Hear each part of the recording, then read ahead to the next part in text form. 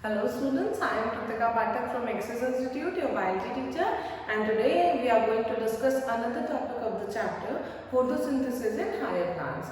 In the previous video, we had discussed about the process photosynthesis and we had discussed about various early experiments that had been conducted by various scientists. In this video, we are going to discuss about where does this photosynthesis occurs, what are the reactions that takes place in the photosynthesis, and how we had came on the conclusion that what are the basic requirements for photosynthesis to occur. Let's discuss all these topics one by one. Firstly, we are going to study chloroplast. Chloroplast is also known as kitchen of the plant cell. ये हम लोग बचपन से पढ़ते आ रहे हैं ना, जैसे हम लोग माइटोकॉन्ड्रिया को पढ़ेंगे। अच्छा, mitochondria is the power house of the cell, lysosomes is suicide of bag of the cell, तो उसी तरह से chloroplast is the kitchen of the cell. इतना हम लोग प्लांट सेल के बारे में अपने बचपन से पढ़ते आ रहे हैं, लेकिन उससे भी ज़्यादा आपको थोड़ा और जानना है क्लास 11th में। वो ये कि सिर्फ किचन का मतलब ये है कि अच्छा ठीक है यहाँ पे खाना बनता है, बट आपको यहाँ पे दिख रहा होगा, यहाँ पे देखो ये छोटे छोटे पर्पल कलर के जो ये क्लोरोप्लास्ट डीएनए लिखे हुए है ना। तो क्लोरोप्लास्ट के पास उसका खुद का डीएनए है। जिस भी ऑर्गेनेल सेल ऑर्गेनेल के पास उसका खुद का डीएनए होता है, इसका मतलब वो सेल्फ रेप्लिकेशन करने की केपेबल होती है।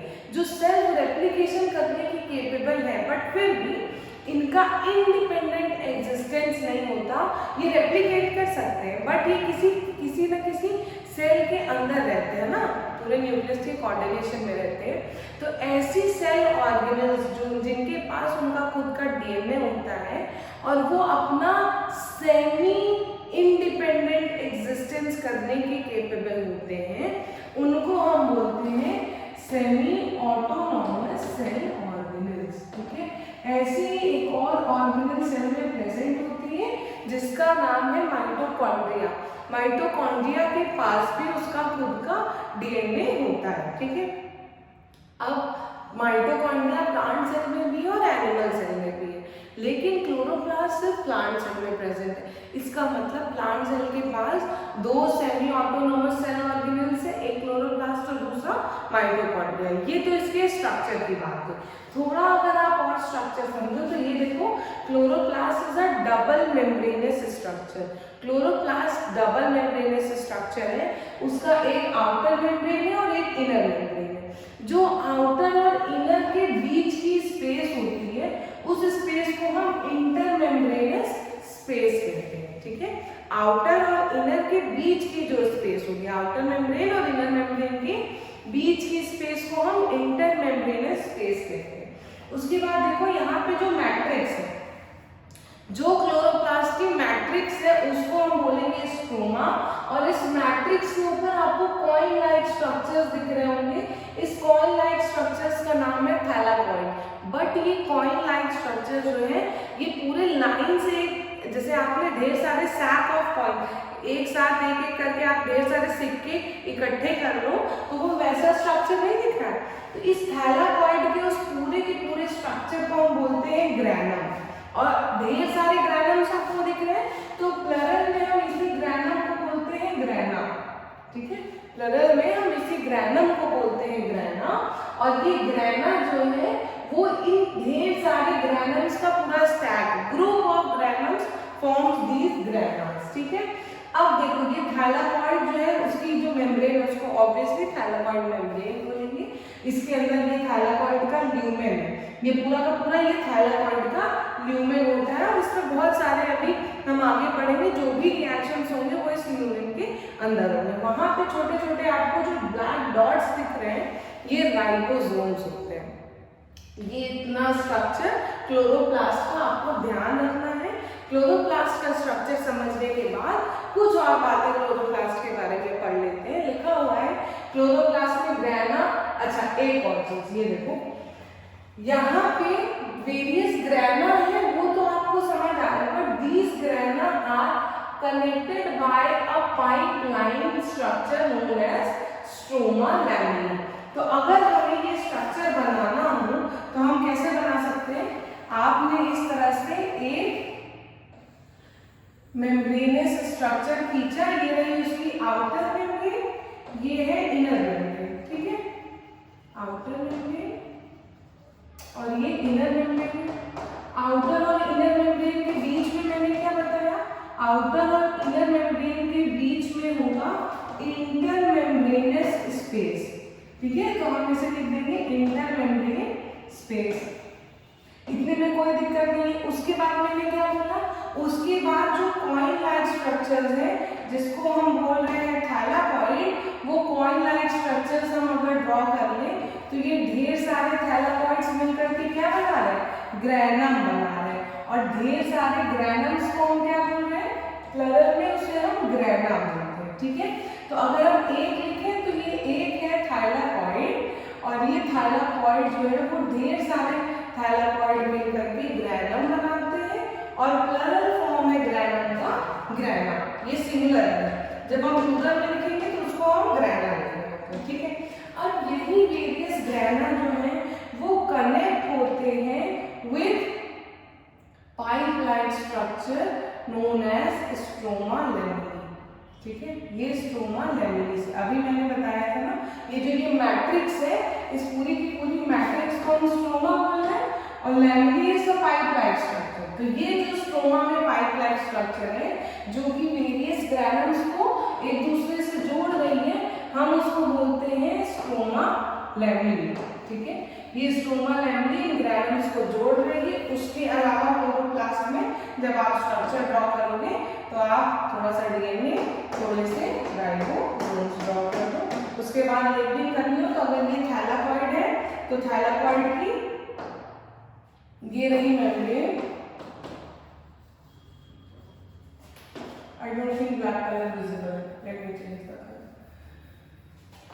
जो मेम्ब्रेन है थैलाकॉइड की, वो उसको आप थैलाकॉइड मेम्ब्रेन लिख सकते हो, और उस मेम्ब्रेन के अंदर जो स्ट्रक्चर प्रेजेंट है हम उसको थैलाकॉइड का ल्यूमेन बोलते हैं, ठीक है। किसी भी मेम्ब्रेनस स्ट्रक्चर के इनसाइड जो सब्सटेंस प्रेजेंट होता है उसको जनरली ल्यूमेन से ही डिनोट करते हैं। जैसे एंडोप्लाज्मिक रेटिकुलम के अंदर जो वो ईआर का ल्यूमेन है, यहाँ पे थैलाकॉइड के अंदर जो है वो थैलाकॉइड का ल्यूमेन है, ठीक है। ये एक जनरल स्ट्रक्चर है क्लोरोप्लास्ट का, और यही बात पूछी हुई है कि क्लोरोप्लास्ट जो है that consist of grana, stroma lamellae and matrix stroma. Matrix stroma का मतलब ये वाला स्ट्रोमा, मैट्रिक्स मतलब वो जमीन ना, वो सतह है जिसके ऊपर पूरा का पूरा थैलाकॉइड और ग्रैनम से पूरे साथ में प्रेजेंट है, उसे हम मैट्रिक्स कहते हैं। It is a membranous structure responsible for trapping light energy. Light energy की बात हमने इससे पहले वाले लेक्चर में की थी। फोटोसिंथेसिस में सनलाइट की एनर्जी के बिना फोटोसिंथेसिस नहीं होगी, और फोटोसिंथेसिस होने के लिए ये क्लोरोप्लास्ट उस सनलाइट को ट्रैप करता है, जिसके बाद ग्लूकोज की सिंथेसिस होती है। अब ये सोचो, normal day to day life में जब हम खाना खा रहे हैं तो हमें एनर्जी मिलती है, तो जनरली जब प्लांट्स खाना बना रहे हैं तो उन्हें भी तो एनर्जी मिलेगी। कैसे मिलेगी अभी हम आगे डिस्कस करेंगे, लेकिन इतना समझो कि फोटोसिंथेसिस से प्लांट्स को एनर्जी मिलती है, और वो एनर्जी करेंसी के फॉर्म में प्लांट स्टोर करते हैं। एटीपी, एडिनोसिन ट्राइफॉस्फेट जो है ये एनर्जी करेंसी होती है जिस हिसाब से प्लांट्स में ये स्टोर हो रही होती है, ठीक है। तो ये एटीपी और एनएडीपीएच क्या बोलते हैं, ये इसकी सिंथेसिस हो रही है after the process of photosynthesis, और कैसे सिंथेसिस हो रही है ये अभी हम धीरे धीरे समझ जाएंगे। इतनी बात समझ आ रही है कि इसने सनलाइट को ट्रैप किया ताकि फोटोसिंथेसिस हो। अब फोटोसिंथेसिस होगी तो एटीपी एनएडीपीएच बनेगा। कैसे बनेगा हम अभी आगे डिस्कस करेंगे, लेकिन इतना बात याद रखना है अभी फिलहाल के लिए कि सनलाइट को ट्रैप करने के बाद फोटोसिंथेसिस का प्रोसेस होगा, और खाना बना है तो एनर्जी मिलेगी। एनर्जी जो है वो एटीपी एनएडीपीएच के फॉर्म में मिलेगी, ठीक। अब उसके बाद हम डिस्कस करते हैं लाइट रिएक्शन और डार्क रिएक्शन। नाम से लग रहा होगा कि लाइट रिएक्शन जो है वो सनलाइट की प्रेजेंस में होगी, और डार्क रिएक्शन सनलाइट की एब्सेंस में होगी, बट ऐसा नहीं है। डार्क रिएक्शन भी सनलाइट की प्रेजेंस में हो सकती है, और लाइट रिएक्शन भी सनलाइट के प्रेजेंस में हो सकती है, लेकिन इसका मतलब ये नहीं कि डार्क रिएक्शन सनलाइट की एब्सेंस में नहीं हो सकती है।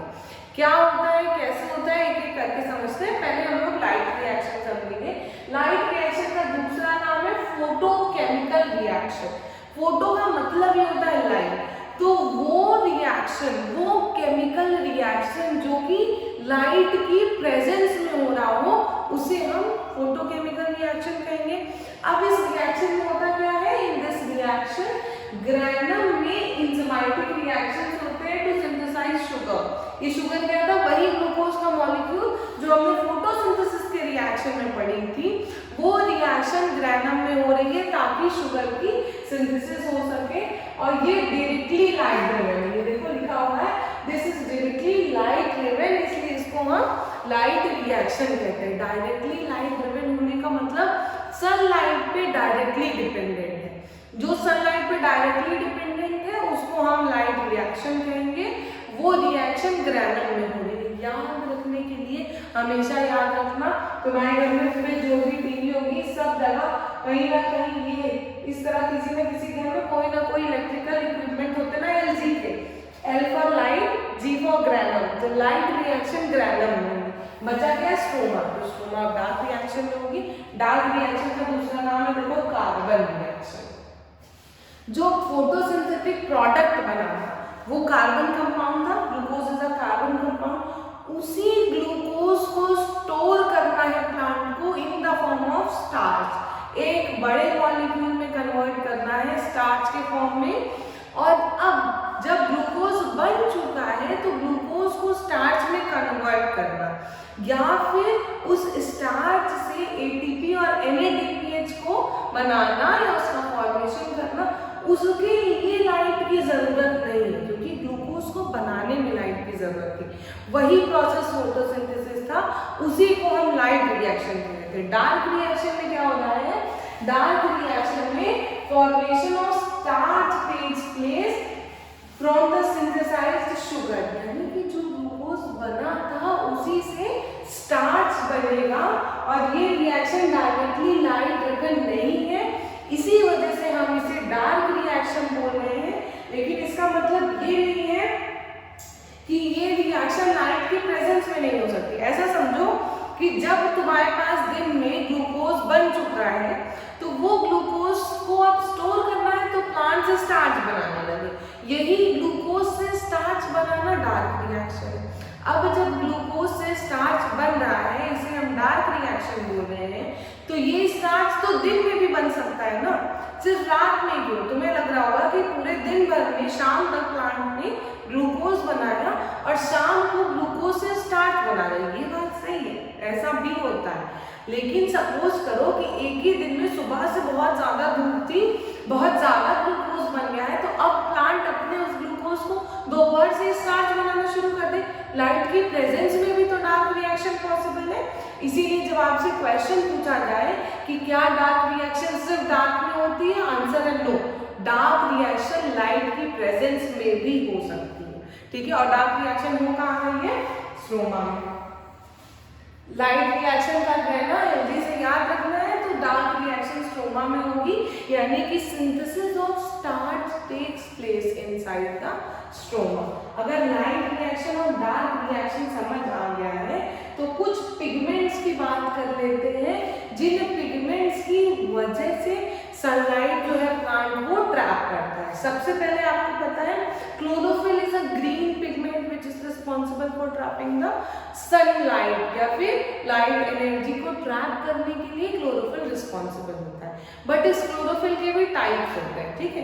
क्लोरोफिल ए जो है, क्लोरोफिल ए जो है वो ब्राइट ग्रीन या फिर थोड़ा सा ब्लूइश ग्रीन कलर का होता है, और मैक्सिमम सनलाइट का एब्जॉर्प्शन ही क्लोरोफिल ए करता है। क्लोरोफिल भी येलोइश ग्रीन कलर का होता है, ये भी सनलाइट के एब्जॉर्प्शन में बहुत ज्यादा मेजर रोल प्ले करता है। ज़ैंथोफिल्स जो है वो येलो कलर के पिगमेंट होते हैं, यानी कि आप जितना भी येलो कलर का फ्रूट या लीफ देख रहे होंगे उन सब में ज़ैंथोफिल प्रेजेंट होगा। और ये कैरोटीनॉइड जो है वो yellow to yellowish orange colour के पिगमेंट होते हैं ना। आपने जो गाजर में कैरेट से ये वर्ड कैरोटीनॉइड सोचो, याद रखना गाजर का जो कलर होता है येलोइश ऑरेंज होता है ना, तो उसमें ये कैरोटीनॉइड पिगमेंट प्रेजेंट होता है, ठीक है।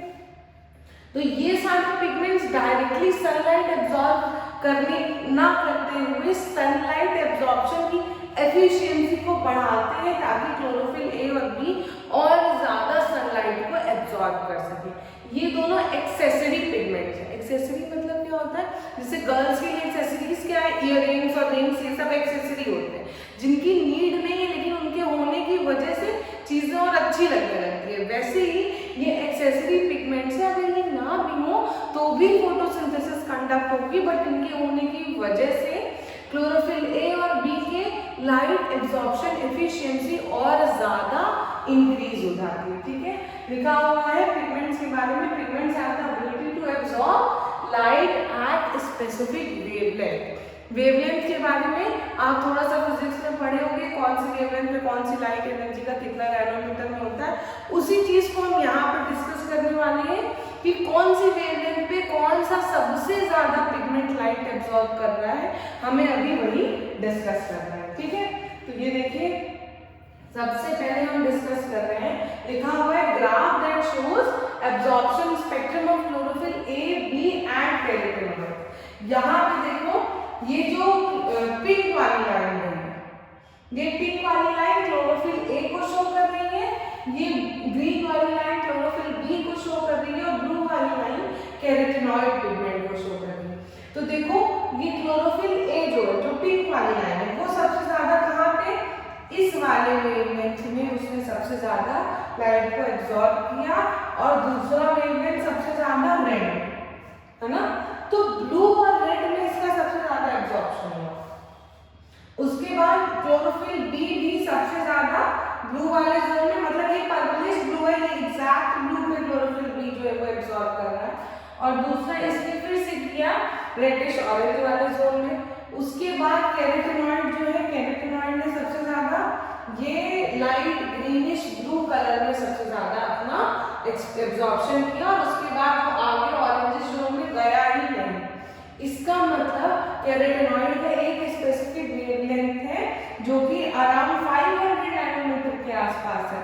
उसके बाद क्लोरोफिल ए भी ब्लू और रेड रीजन में जा रहा है और क्लोरोफिल बी भी ब्लू और रेड रीजन में लाइट को मैक्सिममली एब्जॉर्ब कर रहा है। इसका मतलब ये नहीं है कि बाकी के कलर्स में जैसे ग्रीन और येलो में जीरो हो जाएगा, जीरो नहीं है, लेकिन वो अप्रोक्सीमेटली वहीं पे है, मतलब नंबर लाइन के थोड़ा सा ऊपर है। दैट मींस जीरो नहीं है बट बहुत कम वैल्यू है, बहुत ही ज्यादा कम है एब्जॉर्प्शन स्पेक्ट्रम इन ग्रीन वेवलेंथ। ग्रीन की वेवलेंथ में सबसे कम एब्जॉर्प्शन होता है लाइट का, क्योंकि खुद एक क्लोरोफिल ग्रीन कलर का है। दैट मींस कि वो ग्रीन कलर को रेडिएट बैक कर दे रहा है, उसको एब्जॉर्ब नहीं कर रहा है। दूसरी चीज हम पढ़ रहे हैं वो एब्जॉर्प्शन स्पेक्ट्रम जो कि फोटोसिंथेसिस का हो रहा है। अब याद करिए अभी मैंने क्या बताया कि क्लोरोफिल ए सबसे ज्यादा, चेंज का कलर, क्लोरोफिल ए जो है वो सबसे ज्यादा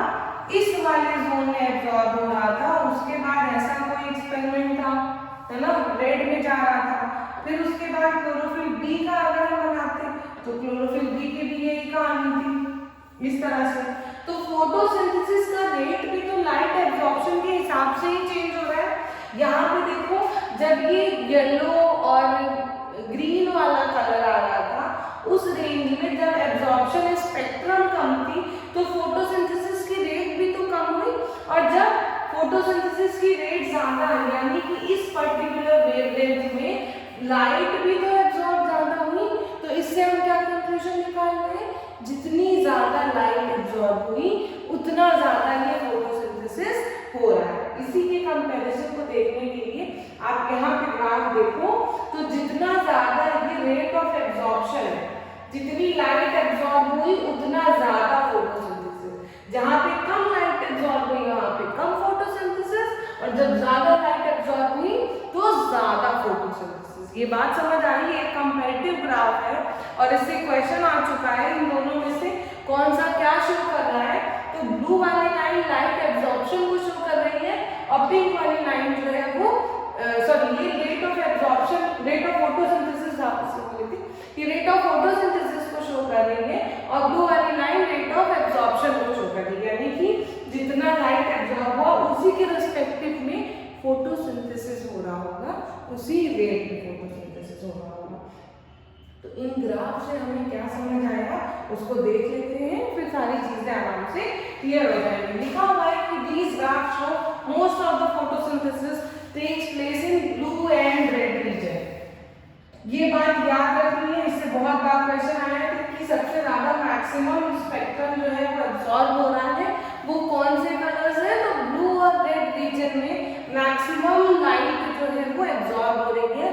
ब्लू और रेड की वेवलेंथ में सबसे ज्यादा लाइट एब्जॉर्ब हो रही है और ये वेवलेंथ आपको याद होनी चाहिए, ठीक। उसके बाद पूछा है कि कुछ फोटोसिंथेसिस जो है वो अदर वेवलेंथ्स पे भी हो रही है, क्योंकि मैंने अभी बोला कि बाकी में जीरो नहीं हो जा रहा है या नेगेटिव नहीं हो जा रहा था, फोटोसिंथेसिस फिर भी हो रहा था ना, हमने थोड़ा सा ग्राफ में देखा था कि अगर इस तरह से तो ग्रीन वाले में इस तरह से कुछ जा रहा था, लेकिन वो थोड़ी ना नेगेटिव में नहीं हो जाता था। इसका मतलब कुछ amount of photosynthesis other wavelengths पे भी हो रहा है। क्लोरोफिल सबसे मेजरली रिस्पांसिबल है for trapping light. Thylakoid pigments में क्लोरोफिल बी, ज़ैंथोफिल और कैरोटीनॉइड्स ये वो पिगमेंट्स हैं जिनको हम बोलते हैं एक्सेसरी पिगमेंट्स, और ये अपनी एनर्जी को ट्रांसफर करते हैं क्लोरोफिल ए को, ताकि वो क्लोरोफिल ए और ज्यादा लाइट को एब्जॉर्ब कर सके। जितनी ज्यादा लाइट की एब्जॉर्प्शन उतना ज्यादा फोटोसिंथेसिस का रेट थी।